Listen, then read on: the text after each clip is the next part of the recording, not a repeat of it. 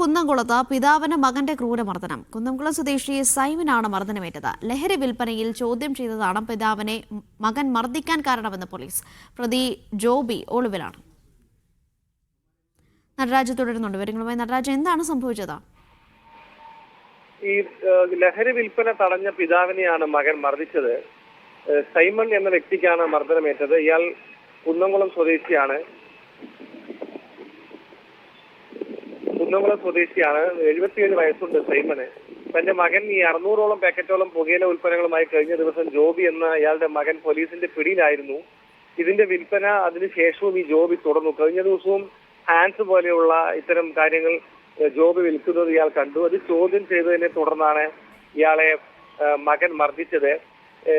വലിയ രീതിയിലുള്ള മർദ്ദനം മകനിൽ നിന്ന് ഉണ്ടായിട്ടുണ്ട്. കുന്നംകുളം പോലീസ് ഈ സംഭവത്തിൽ അന്വേഷണം തുടങ്ങിയിട്ടുണ്ട്. ജോബി ഇപ്പോൾ ഒളിവിലാണ്. നേരത്തെയും അച്ഛനെ മകൻ മർദ്ദിച്ച സംഭവങ്ങൾ ഉണ്ടായിട്ടുണ്ട്. ഇത് പിന്നീട് ജില്ലാ ഭരണകൂടത്തിന്റെ ശ്രദ്ധയിൽപ്പെടുകയും ജില്ലാ ഭരണകൂടത്തിൽ നിന്നും താക്കീത് നൽകുകയും ഒക്കെ തന്നെ ചെയ്തിരുന്നു. അന്ന് മകനോട് അച്ഛന് ചെലവിന് നൽകണമെന്നൊക്കെ തന്നെ ജില്ലാ ഭരണകൂടം കൃത്യമായ നിർദ്ദേശം നൽകിയിരുന്നതാണ്. 3000 രൂപ പിതാവിന് നൽകണമെന്ന് അന്ന് ഉത്തരവിടുകയും ചെയ്തിരുന്നു. പക്ഷേ അതിനുശേഷവും മകൻ ഇത്തരത്തിൽ ലഹരി വിൽപ്പന തുടരുകയായിരുന്നു എന്നുള്ളതാണ് കാര്യം.